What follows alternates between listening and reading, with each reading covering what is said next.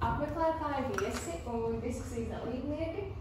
Esat sveicināti pēdējā diskusiju cikla sērijā. Šodien esam sapulcējušies Latvijas Universitātes juridiskajā fakultātē, lai apspriestu aktuālos jautājumus par virtuālo valūtu, tostarp tās normatīvo regulējumu kā Latvijā, tā Eiropas Savienībā. Ar prieku paziņojam, ka šodien mūsu diskusijas dalībnieki ir Baidena Legal Latvijas vēdēts advokāts Juris Janums, ekonomisko lietu tiesas tiesnese Vija Kalnie un Latvijas bankas maksājumu sistēmu politikas daļas vadītājs Emīls Dārziņš un diskusiju moderētājs Aleksandrs Briedi. Patīkam klausīšanos un lai raisām diskusiju. Labvakar visiem, kas mums ir pievienojušies šodien šeit auditorijā. Tāpat arī sveiciens tiem, kas skatās mūsu attālināti. Šodienas diskusija ir par virtuālo valūtu un tiesībām. Domāju, ka mēs varam sākt ar pirmiem jautājumiem. Droši vien tas pirmais jautājums būs salīdzinoši šaurs, bet nozīmīgs. Kāds ir jūsu uzskatā definīcija jēdzienam virtuālā valūta? Un vai šis jēdziens ir sinonīms jēdzienam kriptovalūta? Jā. Nezinu, kurš sāks, es atļaušos uzurēt ēteru. Šis bija viens no jautājumiem, ar ko es saskaros pirmajā kursā strādāju pie disertācijas par kriptovalūtu krimināltiesiskajiem aspektiem. Un tas lielais jautājums ir noziedzīgi iegūt līdzekļu legalizācijas novēršanas likumā, kur tolaik pārņemot AML, ja nemaldos 5. direktīvu, tiešā tekstā no projekta direktīvas tika iekopēts virtuālās valūtas jēdziens. AML direktīva, kā jūs nojaušat, bija vērsta uz legalizācijas pasākumu novēršanu. Tajā laikā Latvija bija gandrīz pelēkajā sarakstā OECD ziņojumā. Ļoti strauji vajadzēja ieviest, parādīt OECD izvērtēšanas grupai, ka mēs esam proaktīvi un neļaujam arī izmantot kriptovalūtas legalizācijā. Tāpēc tika, tā teikt, brutāli paņemts virtuālās valūtas jēdziens un ielikt šajā likumā. Tagad šis jēdziens šī gada decembrī vairs nebūs, jo, paldies maksājumu, tas ir Markets in Crypto Assets, ja MiCA regulai, tiks ietverta jaunā kriptoaktīvu definīcija. Un atbildot uz to jautājumu, vai virtuālā valūta ir sinonīms kriptovalūtai, noteikti ne, jo virtuālās valūtas jēdziens nav tik konkrēts. Tas ir, ja mēs tā skatāmies, viņš pat ir krietni plašāks, tad nekonkrētāks. Viņš var radīt apjukumu skatoties uz elektroniskās naudas un pakalpojumu likumu uz elektroniskās naudas jēdzienu. Un, ja mēs paskatāmies uz definīciju legalizācijas likumā, tad tur ir rakstīts tā, ka virtuālā valūta ir tas viss, kas nav elektroniskā nauda. Tā ļoti vienkārši pasaka. Un elektroniskā nauda savukārt ir tas, kas ir sekts ar reālu naudu, tātad piesaistīt fiat valūtai, ko emitē valsts. Savukārt virtuālo valūtu, kā es to kā tiesībnieks definēju, kriptovalūtu, tāpēc, ka tā ir bāzēta blokķēdē un izmanto kriptogrāfiju.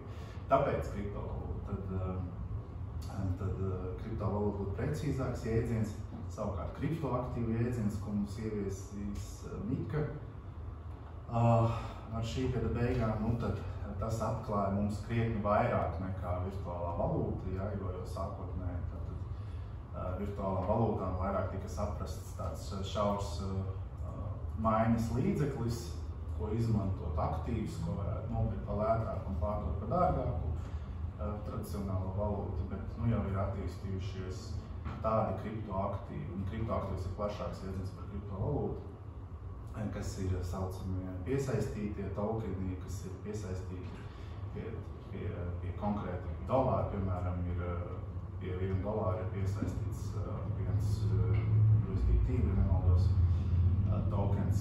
Tas tātad ļauj jau kriptoaktīvu tirgos izmantot šo pārējas monētu, šo piesaistīto monētu kā atskaites punktu tirdzniecībā.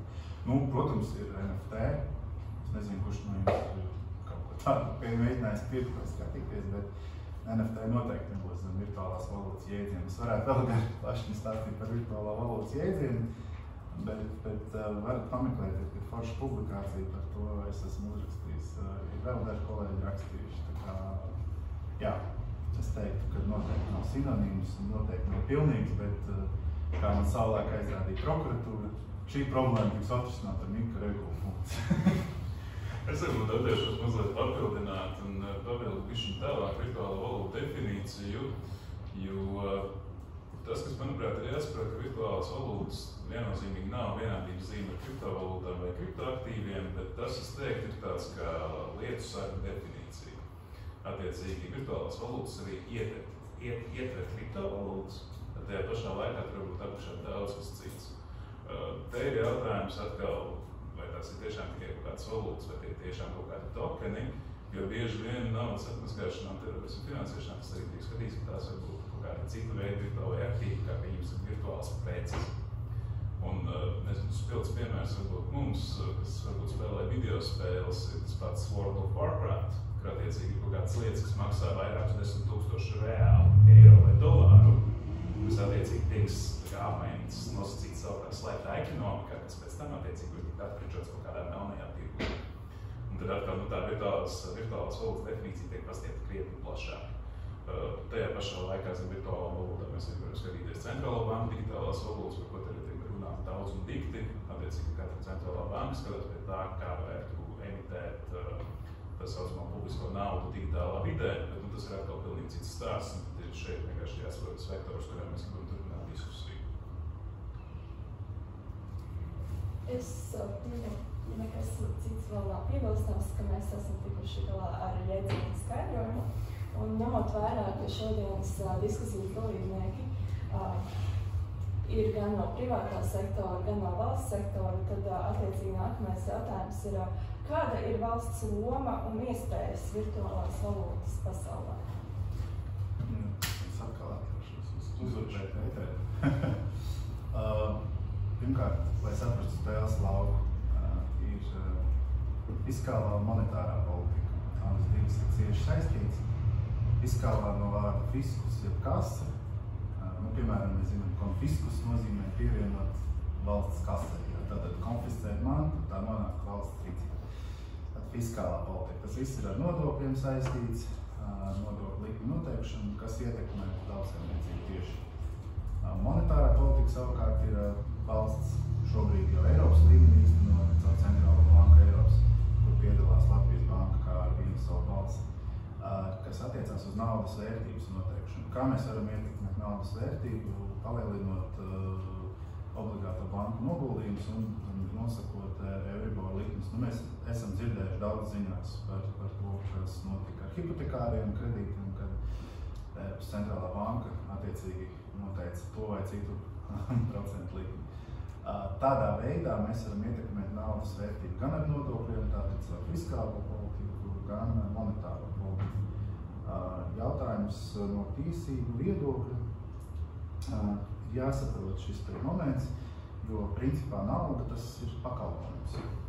Nauda tas ir valsts sniegts pakalpojums, proti, ja mēs tā paskatāmies arī nedaudz vēsturē, pirmās naudas, viena no 7. gadsimtā, mēs varam Ķīnā radās pirmās banknotes tīri praktiski iemeslu dēļ, lai nebūtu jāvadā tirzniecības kuģos smagas monētas un zelta stieņi, par kuriem tirgoties, valstis emitēja banknotes.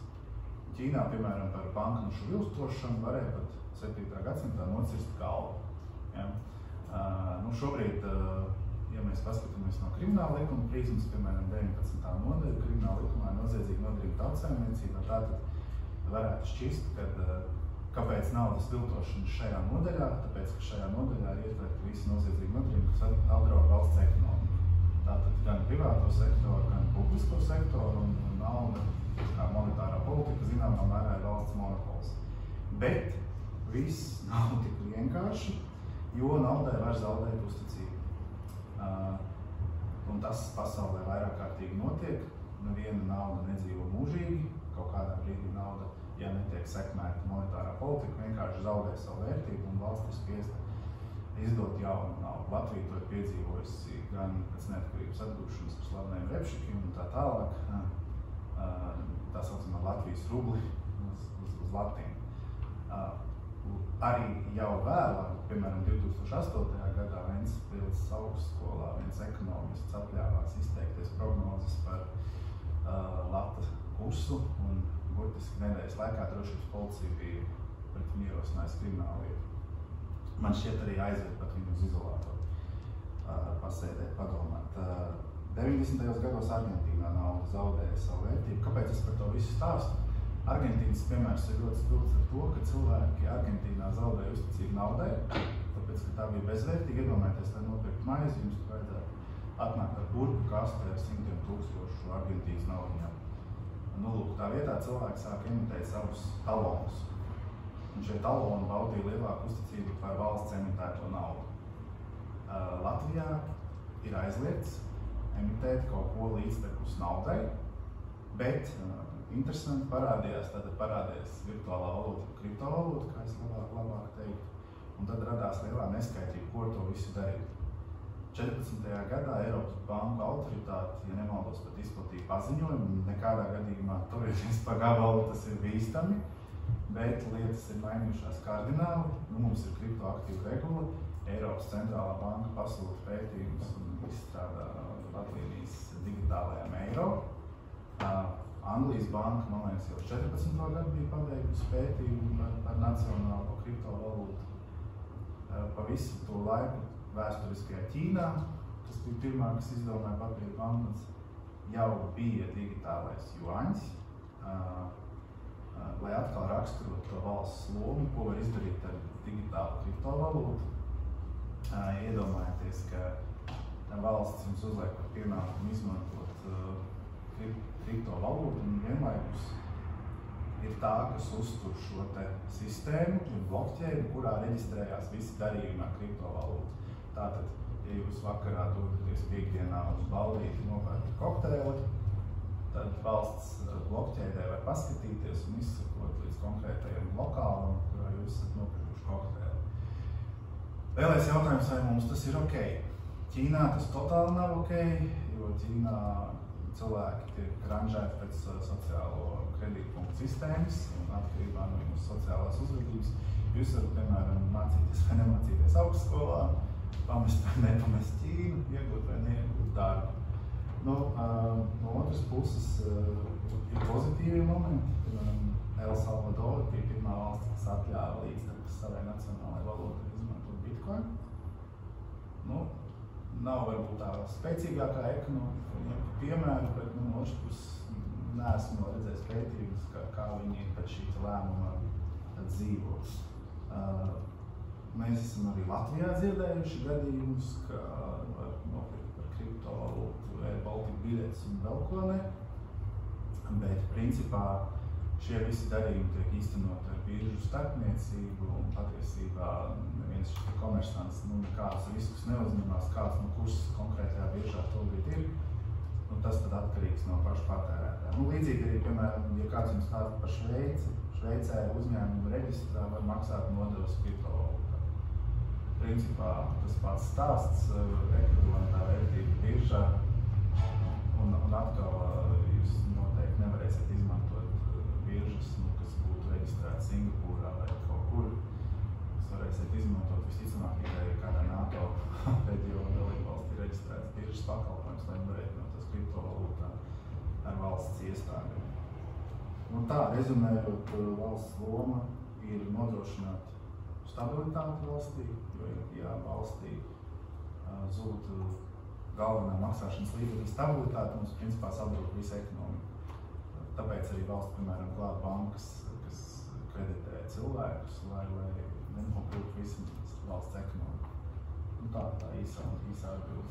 Es varbūt attiešos mazliet papildināt un pavilkšu to bišķīt tālāk. Attiecīgi minētais El Salvadoras piemērs nav diezko spožs, jo tas bija iemesties Bitcoinā tajā salīdzinoši augstu un sākās tā saucamā kriptozija. Attiecīgi vērtība negribu samelot no $60,000 līdz kaut kādiem 30, un tas viss tā diezgan spoži negāja. Paturpinot tālāk par to pašu attiecīgi Ķīnas digitālā juaņa, jeb renminbi, attiecīgi tur arī ir interesanti precedenti. Mēs gribam vilkt paralēles. Tas pats Bitcoins, tas pats Ethereum, viņš atrodas uz blokķēdes, kas visiem ir publiski redzama un lasāma. Man pietiek zināt ar tavu publisko adresi, lai es varētu izsekot katru to transakciju attiecīgi tālāk. To arī var izdarīt jebkurš pilnīgi publiski, atveram jebkuru, blokķēdes analizatoru, vienkārši paskatāmies, kur nauda plūs vai kur nauda neplūs. Mēs varam redzēt to reālā laikā un viss notiek.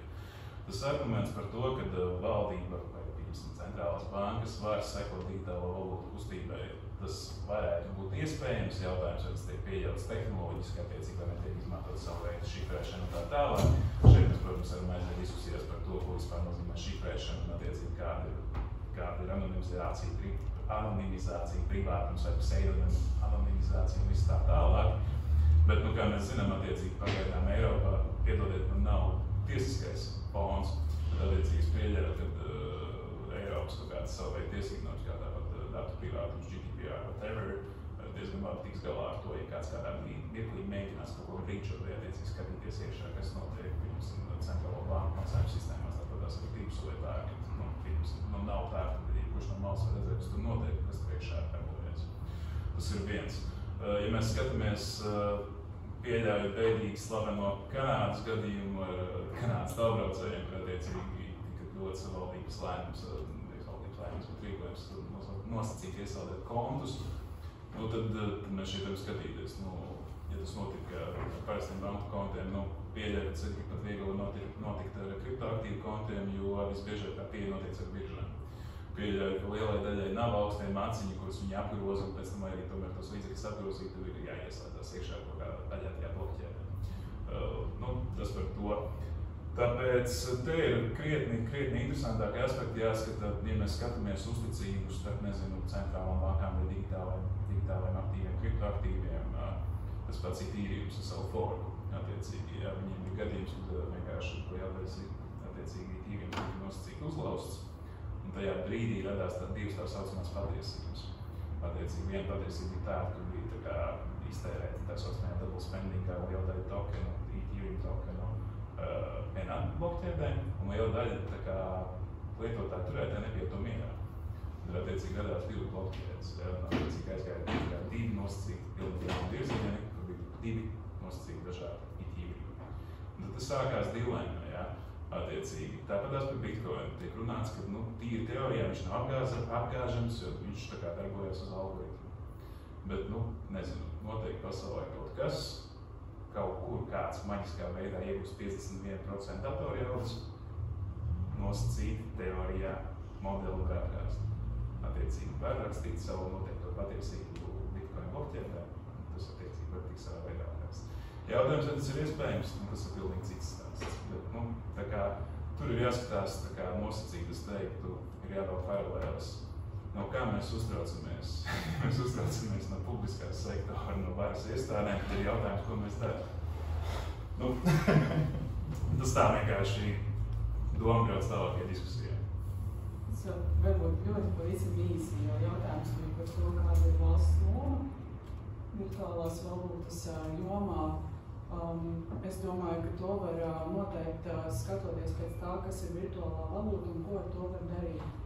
Ja virtuālā valūta ir kā pakalpojums, tas veido ekonomisko kaut kādu apgrozību, ekonomisko labumu, tad ir jautājums, vai tas ir jāveicina, vai ir jāveicina šāds tirgus, un lai to veicinātu, vai ir nepieciešams regulējums vai kaut kādu uzraudzību. Tas ir viens.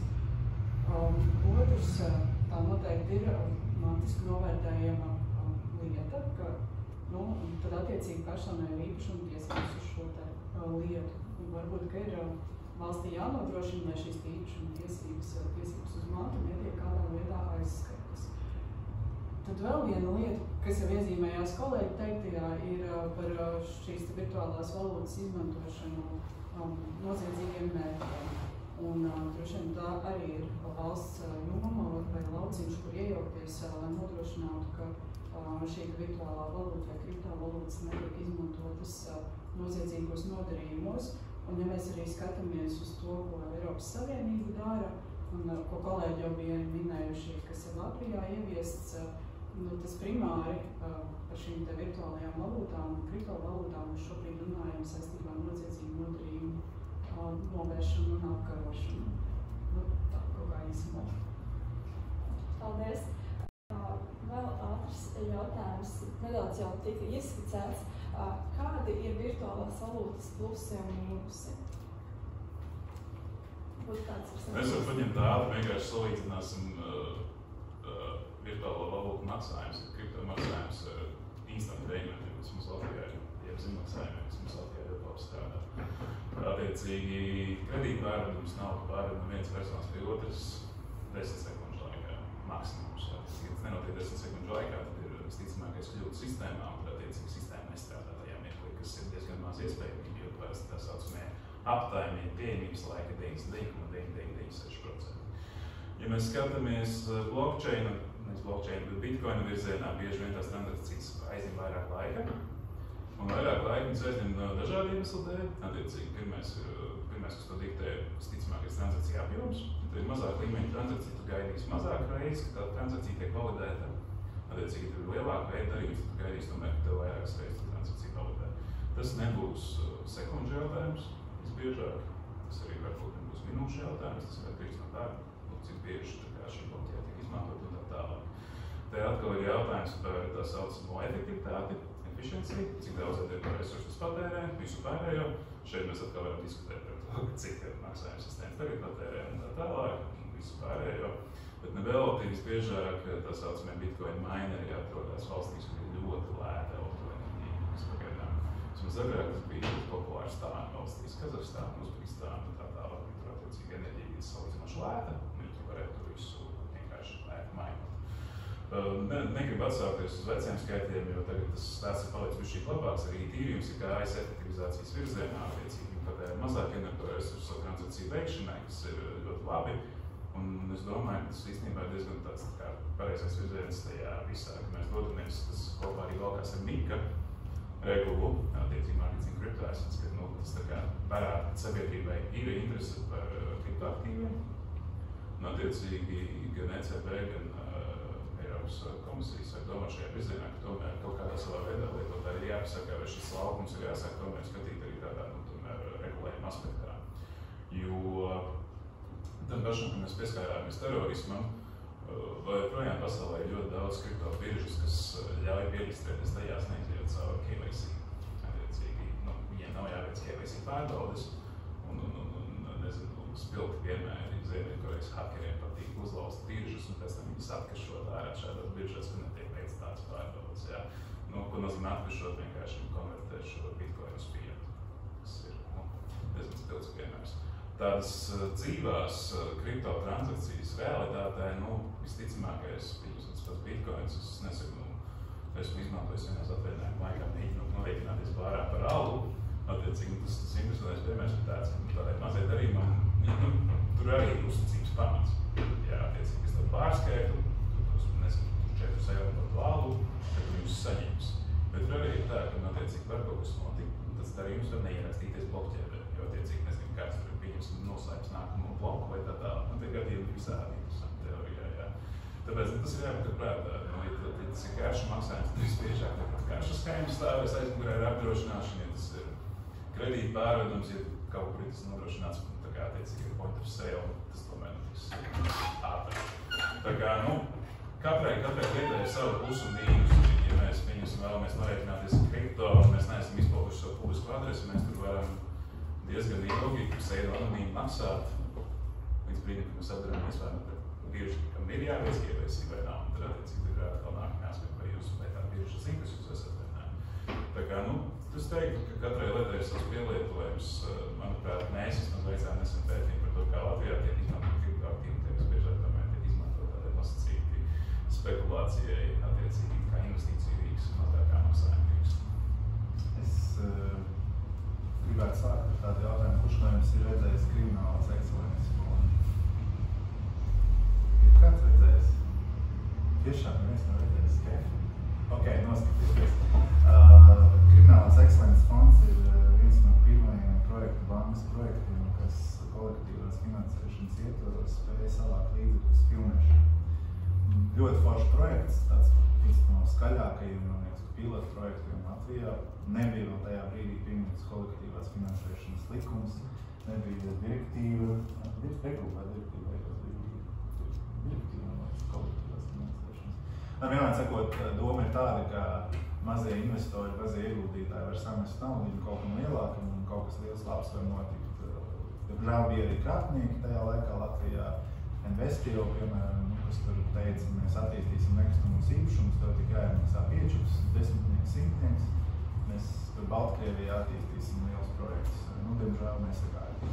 Lūk, šajā ziņā kriptoaktīvi ir pateicīgs instruments, jo blokķēdē var īstenot kolektīvo finansēšanu. Emitē tikai jaunu tokenu. Agrāk tas nebija regulēts, tad šobrīd ar Mika regulu tas taps regulēts. Emisija gan ir sarežģīts process tokenu ziņā, un nesen bija jākonsultē šajā jautājumā. Un es atdūros pret to, ka Latvijā vēl nav notikusi izšķiršanās, kurš tad būs. Es skatos uz Latvijas banku simulācijām, ja? Varbūt, ka Latvijas banka kā FKTK pārņēmēji, nezinu, kā pateikt labāk, būs tad tas, kuriem notiks emisiju jautājumu risināšana. Bet katrā ziņā kolektīvā finansēšana ļoti labs piemērs. ASV tas strādāja ne tikai uz tādiem filmām un tā tālāk, bet tas strādāja arī uz kapitāla daļām. Piesaistīt uzņēmumu kapitāla daļām virtuālos tokens. Lai būtu varbūt vēl vienkāršāk, ne tik sarežģīti, jo tomēr uzņemties kapitāla daļas uzņēmumā ir kaut kādas saistības rodās. Nezinu, Coachella festivāls, jā, viņi emitēja savas biļetes NFT formātā. Tātad šos virtuālos aktīvus varēja iegādāt, tātad tev vienlaicīgi ir kaut kāda, varbūt to biļeti post faktu, un pēc tam var pārdot kā unikālu mākslas darbu. Lūk, man ir šī gada Coachella festivāla biļeti tāda un šitāda, ja.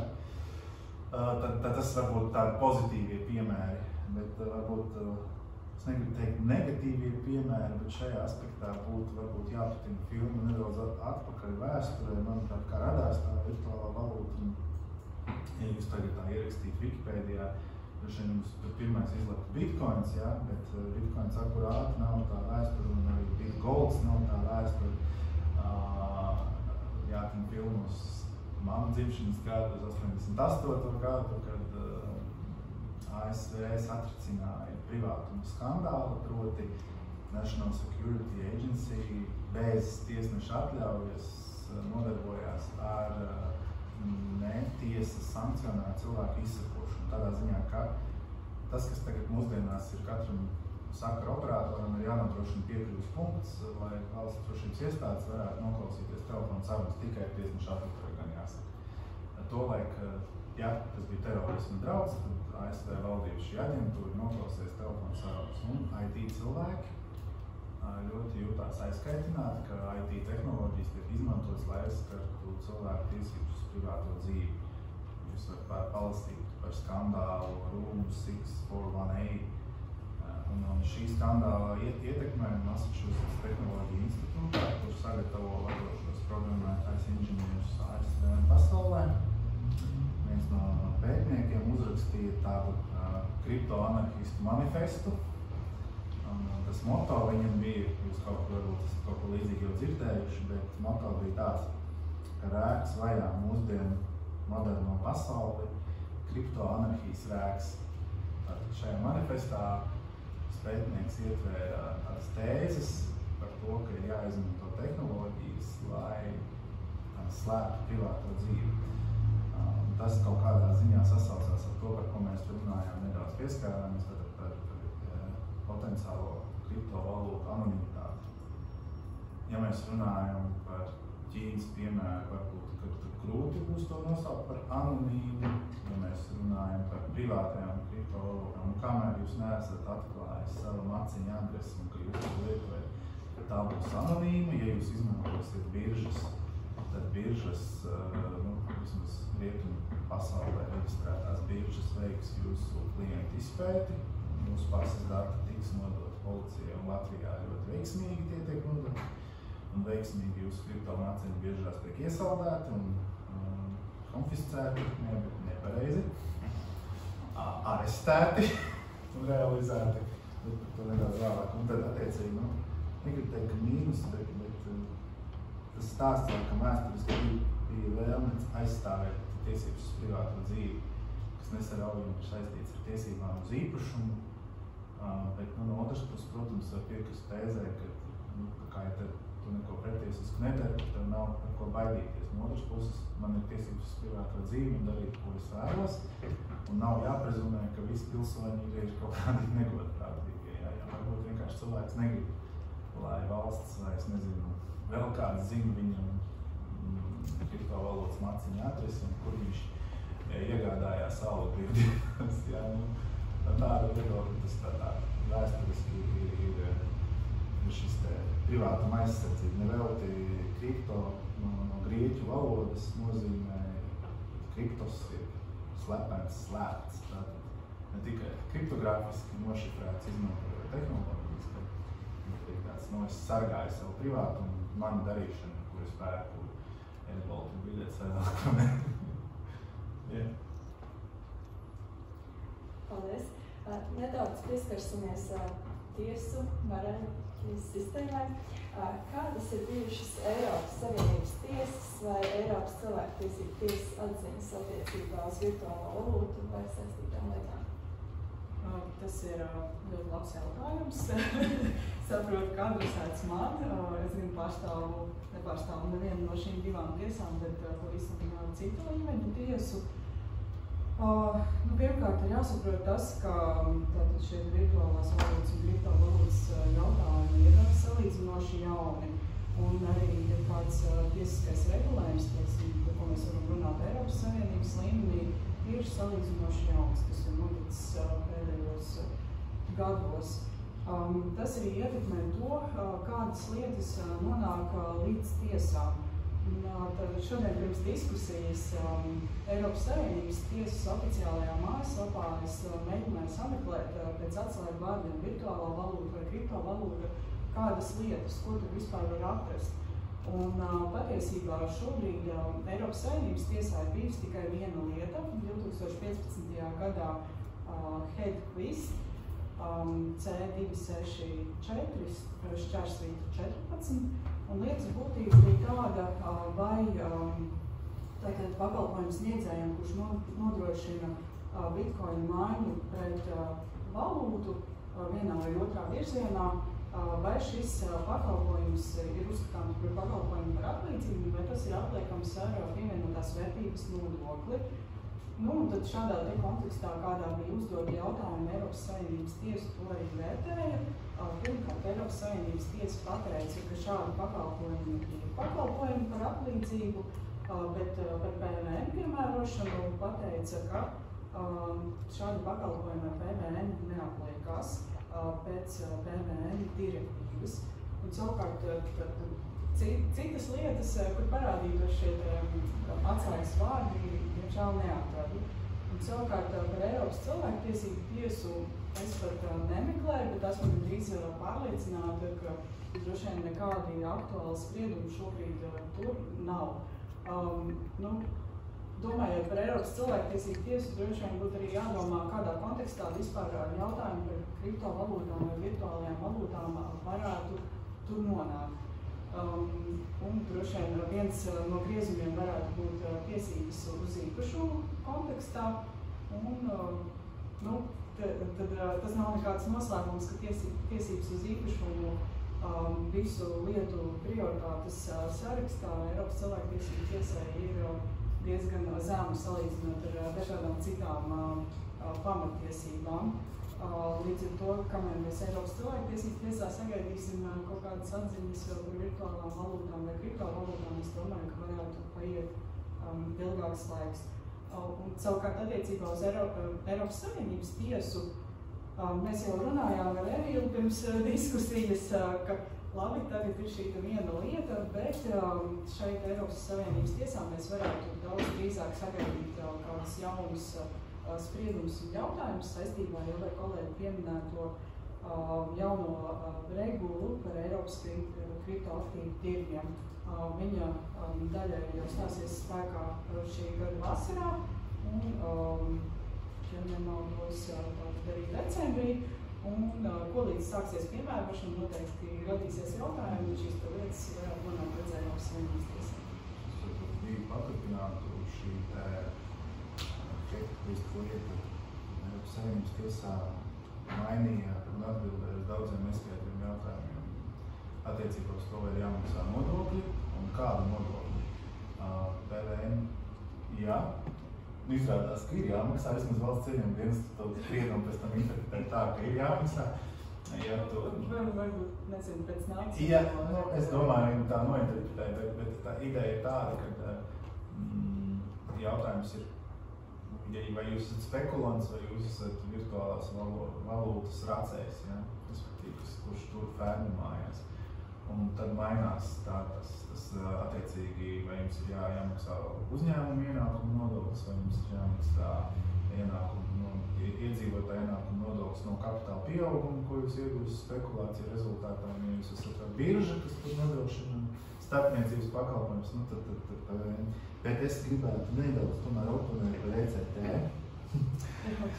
bet stāsts varbūt nav gluži tik tādā tiešā kontekstā par kriptovalūtām un tiesībām uz īpašumu, bet atkal. Nē, arī patiesībā par tiesībām uz īpašumu, jo bija tas gods piedalīties kriptovalūtas konfiskācijas okļu grāmatas tapšanā kā līdzautoram, un lielais jautājums bija, jūs varbūt zināt, tad krimināla procesa likumā jāarestē kriptovalūtu, un es esmu piedalījies pie kriptovalūtas arestēšanas dzīvē, tad pēc šā brīža regulējuma krimināla procesa likumā kriptovalūtu uzreiz realizē. Un šo naudu realizācijas rezultātā ieskaita tātad valsts kasē un tur līdz taisnīgiem krimināltiesiskajiem attiecībiem noregulējumiem. Šajā aspektā es kā jurists, protams, teicu, bet pagaidiet. Jūs tagad izņemat manus bitcoinus, jā, apsūdzat mani izdarīšanā, jā, un jūs viņus par šodienas cenu pārdodat. Pēc 10 gadiem beidzās krimināla procesa ar attaisnojošu spriedumu, un es būtu par 10 gadiem tur pazaudējis tādu naudu, jā, vienkārši, un to starpību. Un tad es kā jurists šajā rokas grāmatas konferencē uzdevu jautājumu, tādu retorisku, vai valstī ir pienākums sekt šo starpību, šo tādu nosacītu atrauto peļņu. Un šeit Eiropas cilvēktiesību tiesa, nemaldos, tad bija Vistiņš Jokins pret Latviju. Šajā lietā ir pateikusi, ka atrauto peļņu nesedz. Tātad šajā gadījumā no tādas prizmas raugoties ECT ir runājusi. Ja konkrētāk par tehnoloģiju jautājumiem ir viens spriedums, es biju ļoti pārsteigts, godīgi sakot. Tas ir šī gada jau spriedums, tā ir lieta Počāso pret Krieviju. Lietas numurs ir 3369619. Lieta nav saistīta par tiesībām uz īpašumu, bet par tiesībām uz privātu dzīvi. Un par ko ir stāsts? Kāpēc tas tā iedegos? Tāpēc, ka runa ir par to, vai cilvēks, privāta persona drīkst izmantot kriptogrāfijas metodes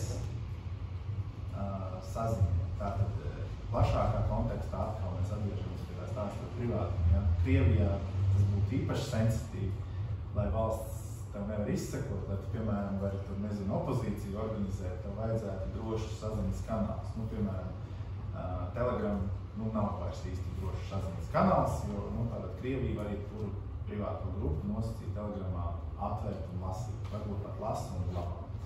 Lūk, bet šis konkrētais persona bija radījusi savu šifrētu saziņas kanālu, par ko viņš tātad saskārās ar sekām no valsts puses. No ECT vēl paspēja pirms izslēdza Krieviju no Eiropas padomes šo lietu izskatīt un pateikt, ka tā nevar. Kāpēc tas ir svarīgi Krievijas kontekstā, ka nedrīkst izmantot kriptogrāfijas metodes, lai šifrētu valstī interesējošas jebkura veida informācijas? Jo Krievija kopā ar Baltkrieviju bija vienas no pirmajām, kas Eiropas reģionā gāja pa priekšu pat Eiropai, Eiropas Savienībai ar regulējumu attiecībā uz smart contracts, jeb vieddarījumiem, un Baltkrievija pat izveidoja pārnacionālu darba grupu un uzrakstīja šo brīnišķīgo smart contracts definīciju savos likumos, tad Krievija ierakstīja savā civil likumā, ka tu nevari mantot kriptoaktīvus. Tātad, tas ir kaut kas tāds, es nevaru iedomāties, ka mūsu cienījamajā civil likumā kāds ierakstītu, ka tu nevari mantot kriptoaktīvus. Iedomājieties, jūs aiziet pie notāra, ja, un, teiksim, saka, ka jūsu tuvinieks bitcoinu, jā, un es gribu viņus mantot, un ko tagad notāram darīt, jā. Nu, lūk, Krievijā tātad neko nevar mantot. Lūk, tā kā šādā prizmā aizliedzot izmantot kriptogrāfijas metodas uz kaut ko valsts nevar kontrolēt, mēs varam teikt, ka kaut kādas vēsmas jau sāk iezīmēties, varbūt ne tieši, bet es domāju, ka Mantiskajos jautājumos, es domāju, ka par to arestu krimināla procesā, kur vajadzētu to praksi laust. Jāsagaida vēl kāda lieta, un tad jau es domāju, būs vēl jā. Paldies! Mēs pieskārāmies no starptautiskai tiesu praksē. Man ir jautājums, cik kompetenti un spējīga ir Latvijas tiesu sistēma virtuālās valūtas jautājumos? Pirmkārt, attiecībā uz šādu jautājumu man ir jāsaka, ka tiesai ir jābūt gatavai un spējīgai skatīt jebkādus jautājumus, kas nonāk tiesas darba kārtībā uz tiesas galda. Un to nevar ietekmēt. Tiesai nevajadzētu būt šķēršļiem tikt galā ar tādām lietām, pat ja, teiksim, normatīvais regulējums ir nepilnīgs, jo mums ir saprāšana, pēc kuras tiesa vadās ir vispārējie tiesību principi un interpretācijas metodas.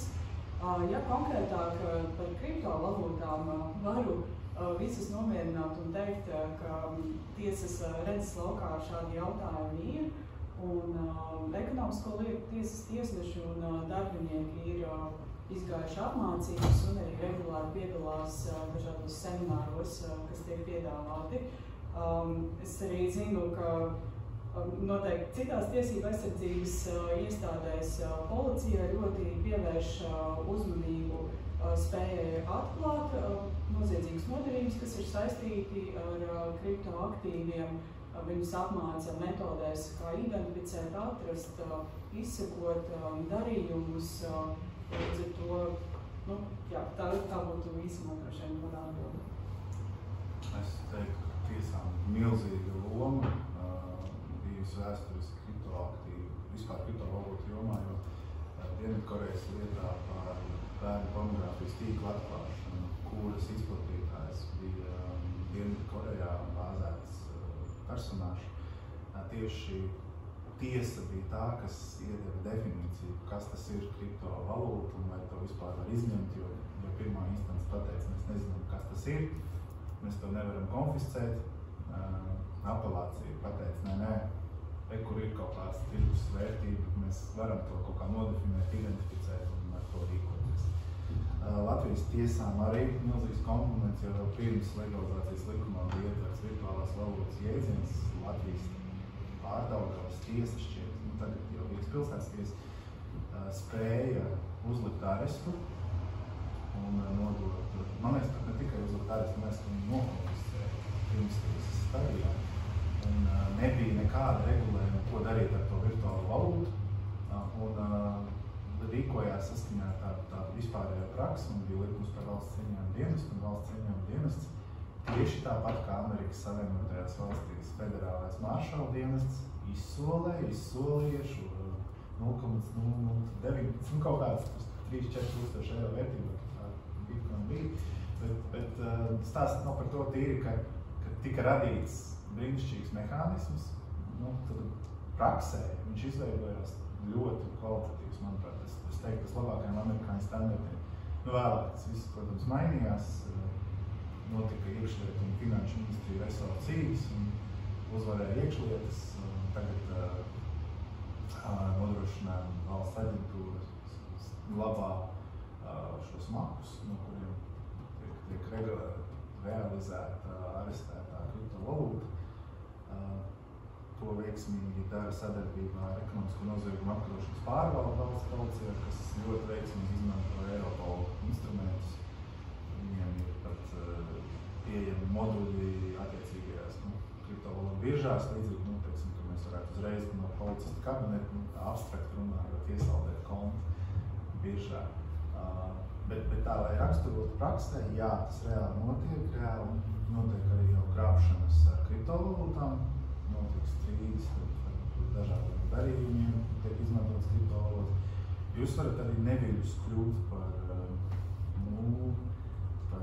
var iesaistīt legalizācijā, ja jūs, piemēram, nepārliecināties no kura virtuālās valūtas, ne kriptovalūtas mācības saņemat naudu. Piemēram, ja jūs nepārliecināties, ka kriptovalūta nenāk no tiem saucamiem kriptovalūtu mikseriem, teiksim, jūs neveicat nepieciešamās pasākumus, teiksim, tā par policijas ieskatā jūs varat kļūt par līdzdalībnieku legalizācijā.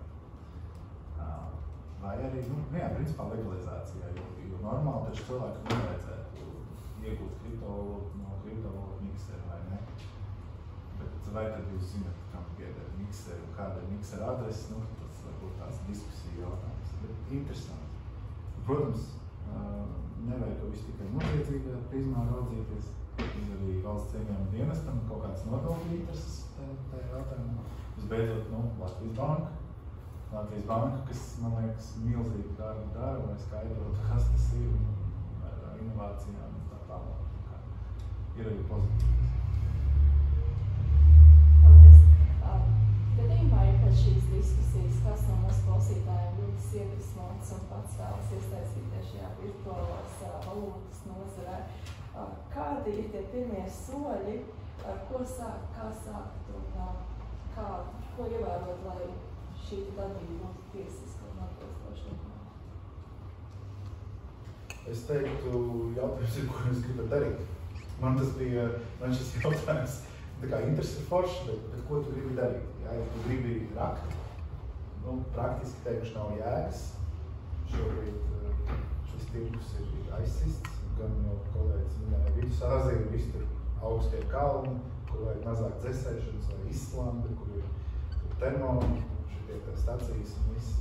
Bet, jāsacīt, es taču gribētu pateikt, ka Amerikā ir pat štati, provinces, kur ir aizliegts mainot, tāpēc, ka likās, ka nekurien ciematiņā ir daudz elektrības pārpalikumu un tik raksi, bet viņi tik tā aizrāvās, ka pašā ciematiņā jau cilvēkiem sākas uz elektrību un valsts vienkārši pateica, nē, mums vairs rakt kriptovalūtu nevar. Bet tā bija tāda atkāpe. Bet idejas tātad rakt nevajag, nav jēgas uz savu galvu spekulēt, mēģināt emitēt jaunas nevajag. Pagaidīsim, kad stāsies spēkā Mika Egula, kad Latvijas banka kļūs par galveno, kur būs jāvēršās emisiju gadījumā. Pagaidiet bišķiņ, tad varēs arī emitēt savas kriptovalūtas. Bet, ja gribās vienkārši pamēģināt, kā tas ir pārdot, tad vienkārši paņemiet kaut kādu nezinu, ir daudz maksājumu sistēmas, kuras jau piedāvā nopirkt kaut kādas kriptovalūtas. Ir akreditētas atkal NATO dalībvalstīs. Nevis tur Singapūrā, bet nevis tur kaut kur tur nesaukt konkrētas biržas, bet NATO dalībvalstīs akreditēta kriptovalūtu birža, jūs ļoti ātri atradīsiet.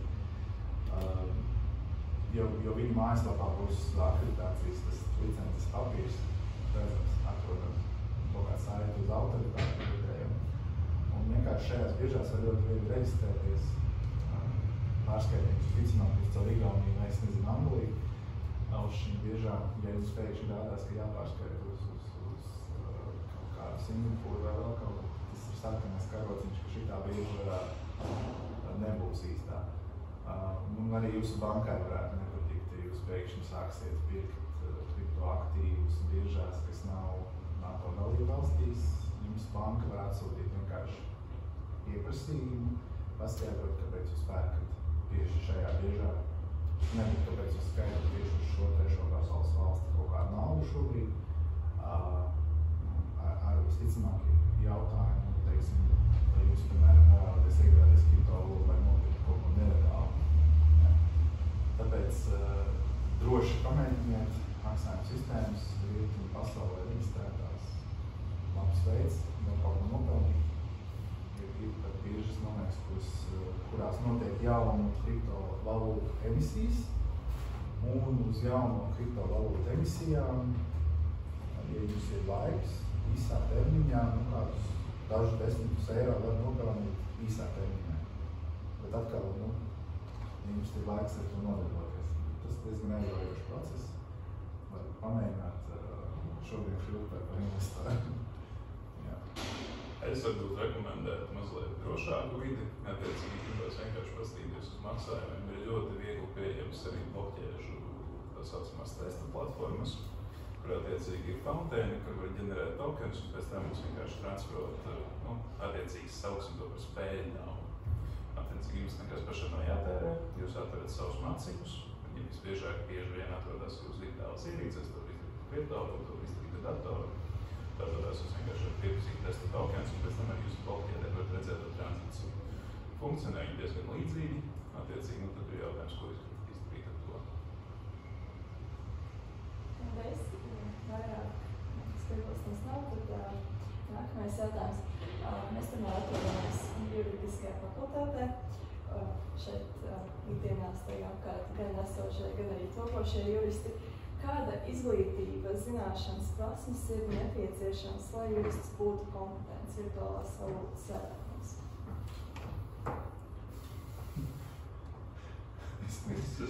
Juridiskā fakultātē es noteikti teiktu juridiskā. 5. līmeņa augstākā kvalifikācija jurists. Bet nekur jau nelasīties. Es nesaku, ka jāiet studēt ekonomiku vai finanses vai datorzinātnes, bet es domāju, ka mēs nekur pēc tā būsim kaut kad fakultātē jāatver tāds kurs par IT. Mums taču ir datu aizsardzības kurs, vai ne, fakultātē. Es domāju, ka tieši tāpat mums būs ar Mika regulu noteikti saistīts kurs, jo Mika regula par citu paredz nepieciešamību kriminalizēt noteiktas lietas. Tur nav rakstīts tieši krimināla likums, tur rakstīts ar sodu, ar administratīvu sodām. Kā mēs to interpretēsim, jautājums ir no interešu apdraudējuma aspekta, bet tas nozīmē, ka tādā ziņā mums tas būs jāapgūst. Arī mums kā juristiem, potenciāliem tiesnešiem, advokātiem, prokuroriem, policistiem, mums kaut kāds pamatzināšanas būs jāapgūst, kas ir blokķēde, kas ir kriptoaktīvs, kas ir NFT, kas ir piesaistītais tokens un tālāk. Pašmācības ceļā jūs jau to varat arī palasēt Mika regulu, palasēt arī bankas mājaslapu, brīnišķīgo, tas nav sarkasms, tiešām tā ir labo. Un papētiet fintech. Jā, tas ceļš tie, kas plāno strādāt banku tiesībās, finanšu tiesību jomā. Jums ar finanšu tehnoloģiju būs obligāti, un šis būs viens no jautājumiem, ņemot vērā to regulējumu, kāds ir radīts. Tas ir praktiski vēl viens finanšu sektora regulējums, un tur būs jāapgūst bišķiņ datorzināt, pavisam bišķiņ. Jums nav jāizprot Bitcoin apraksts tehniskais. Bet tas nav slikts dokuments, ko izlasīt. Iesaku, tāpēc tas pats Bitcoin white paper vai arī Libras Diem white paper. Jo tur ir diezgan interesanti jautājumi un atbildes. Jo attiecīgi, ko Libra Diems mēģināja risināt? Viņi gribēja risināt starpvalstu maksājumus. Tas ir diezgan liela problēma joprojām, jā. Mēs vēlamies veikt maksājumus no eiro uz dolāriem, tas varbūt ir vienkāršāk. Tur ir iesaistīta kāda mazāk zināma valūta, tas ir vēl sarežģītāk, ja tur korespondentu, bankas un viss pārējais. Un tas ir izmaksas, tas ir laiks, tas ir viss pārējais, jā. Libra Diems, viņi saskatīja potenciāli, viņi to varētu mēģināt risināt. Tas, ko viņi dabūja pendeli no Eiropas, Mikas izskatām, attiecīgi, jā.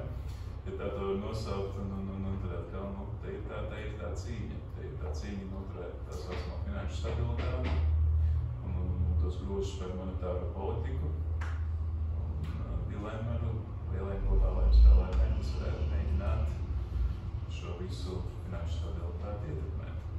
Attiecīgi, ja mums ir kāds rīks, kas glabā savu lielu daļu vērtības uz Amerikā, mēs zaudējam tomēr savu ieteikšanu par to. Attiecīgi, ir jautājums par pašu ekonomiku, par globālo ekonomiku, kā mēs rīkosimies tajā mirklī. Mēs teikšu, jūs varam saiknes ar Ameriku, kas ir diezgan mazs scenārijs, bet tajā pašā laikā mēs varam vienkārši projicēt visādus kāzus un skatīties, kas varbūt tas nebūtu. Es vienkārši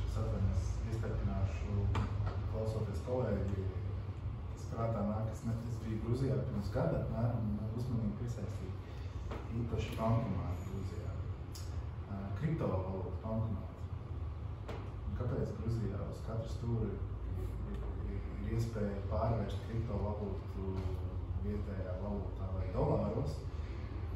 Tieši tā iemesla dēļ, ka Krievijas pilsoņi bēg uz Gruziju, bēg uz Serbiju, kur bēg.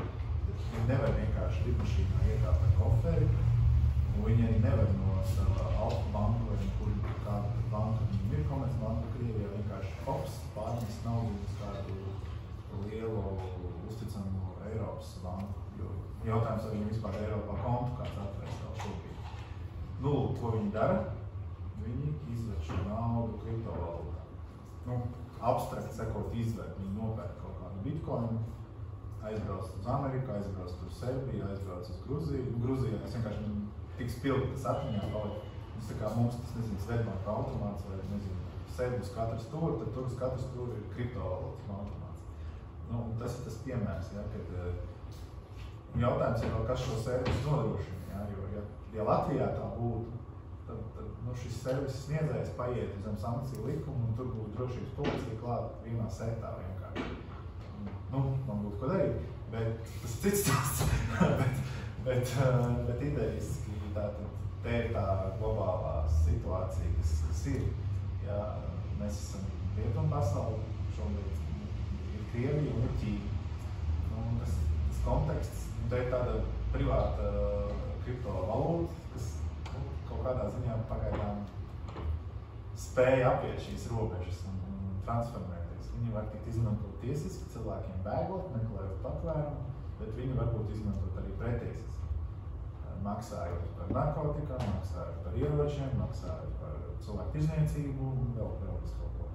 Bet labā ziņa ir, ka es kaut kādu nesen uzdodos vienam pētījumu, ko veic, es neatceros, kura birža, man šķiet, ka tas ir biržas pasūtījums, ka procenti no kriptovalūtu darījumiem, kas tiek izmantot noziedzīgos darījumos, ir stāvoši.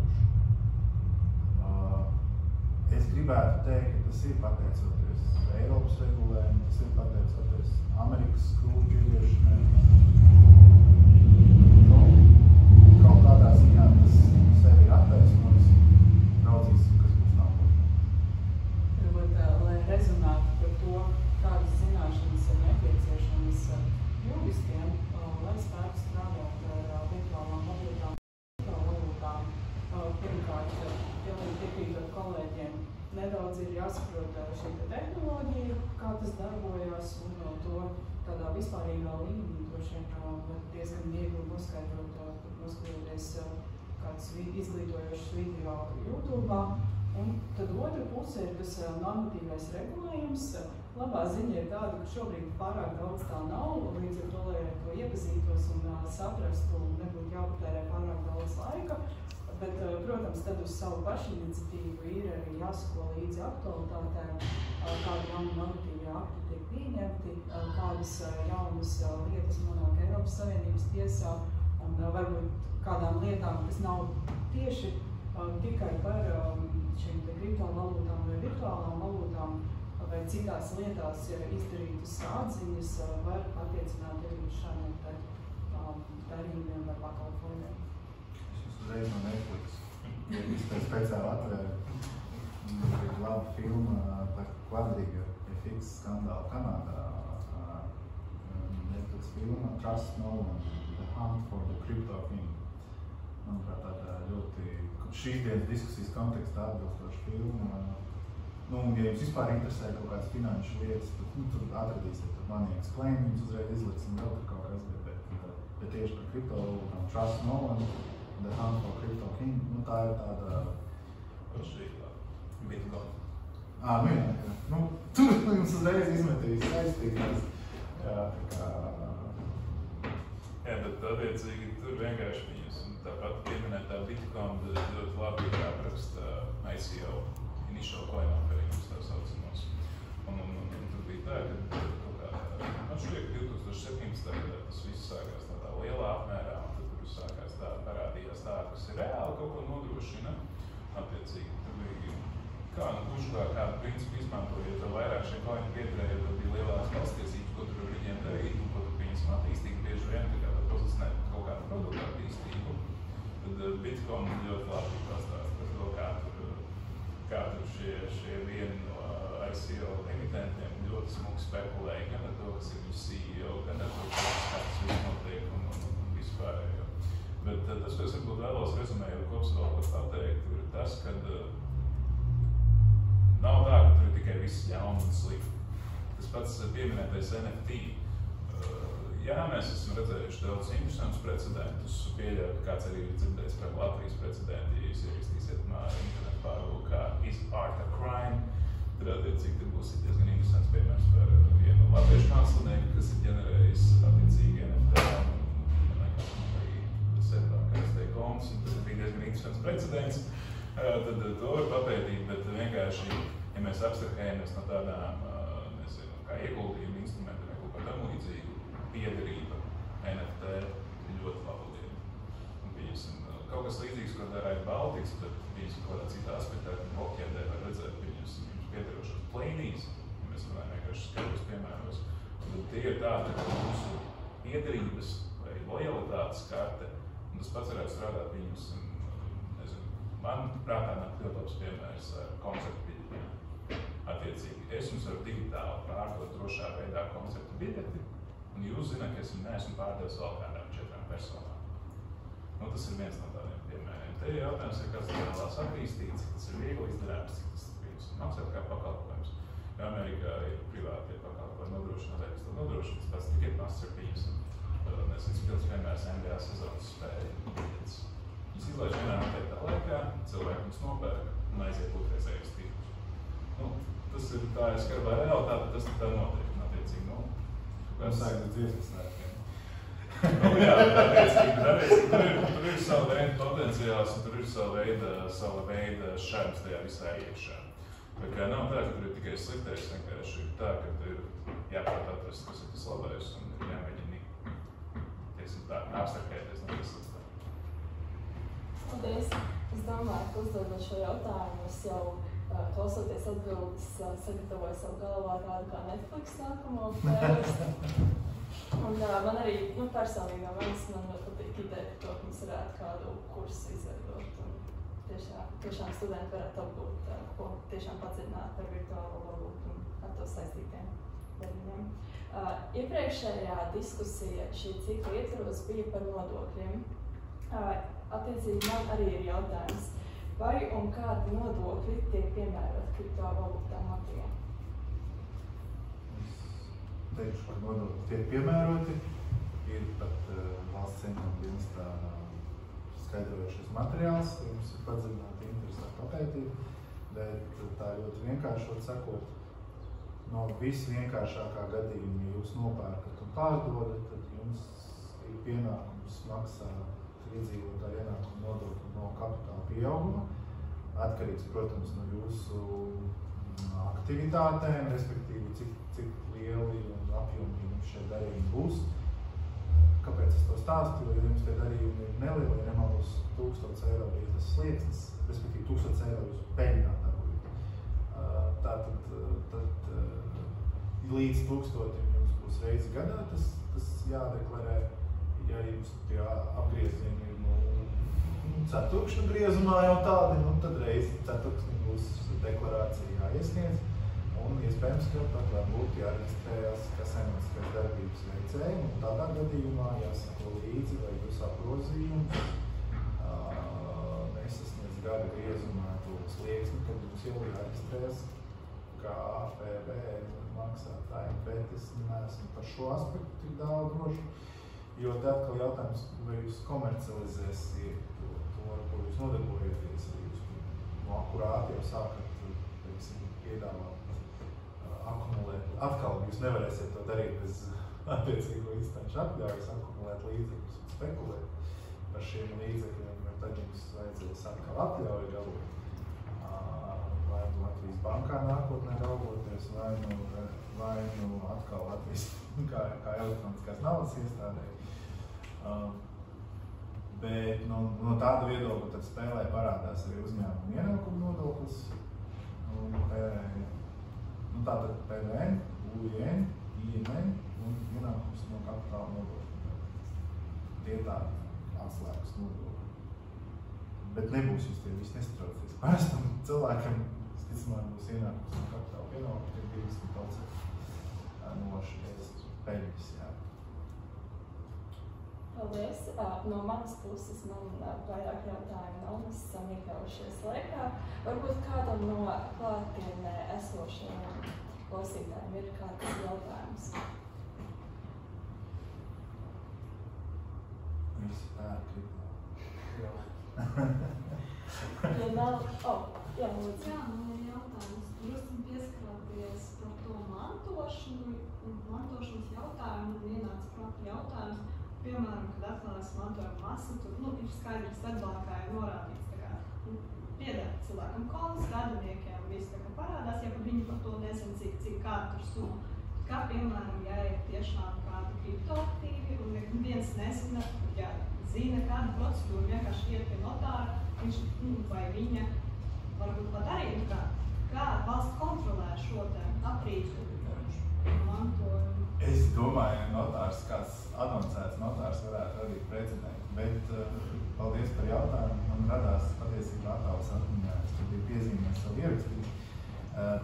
Bija jautājums, kā glabāt kriptovalūtu, jā, kā tur drošāk, jā, tad tā dziļi, jā, ir augstie, tur karstie mati, karstie būtu kaut kādās programmās biržās, augstie, tātad, jums ir šifrēšanas atslēgumi, jūs turat viņu pie sevis, vienalga, vai jūs viņus lapiņas turat, vai ietetuvējat, vai apēdat uz lapiņas, vai turat ledžeri vai trezorā, jā, tās tā kā zibatmīnas, kurās ielidot pinkodu, jūs piekļūstat šim šifrēšanas atslēgām. Lūk, un bija gadījums, kad tiešām, šeit tas bija Amerikā, kad nomira cilvēks, un viņa radinieki atrada šo trezoru, šo zibatmīnu. Viņi nezināja, cik tur ir kriptovalūtas, bet viņi ļoti gribēja uzzināt, dabūt. Viņi, protams, negāja caur notāru, bet viņi atrada kaut kādu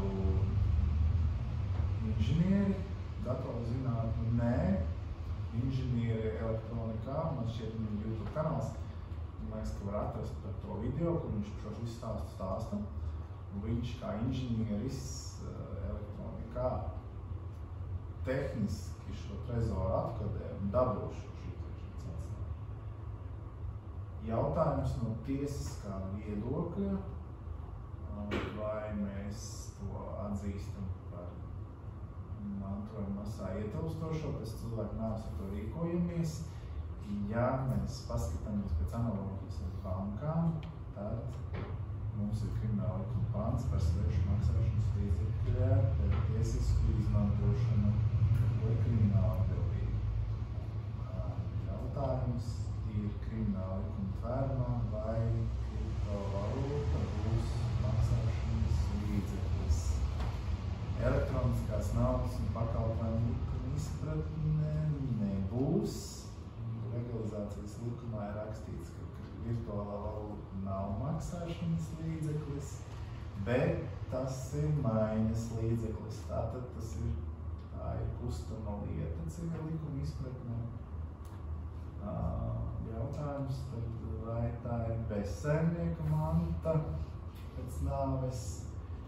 Krievijā droši vien teiktu jā, pienākas valstī. Latvijā šis jautājums es uzkarināju atvērt.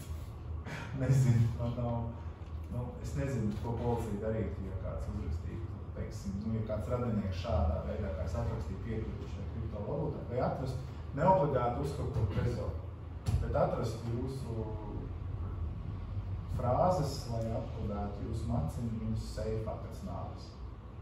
Un paskatītos, homoins viņš dzīves laikā tur sakasīs, tur 10 bitcoinus. Jautājums, vai jūs to deklarēsiet? Lielais ļoti vienkārši.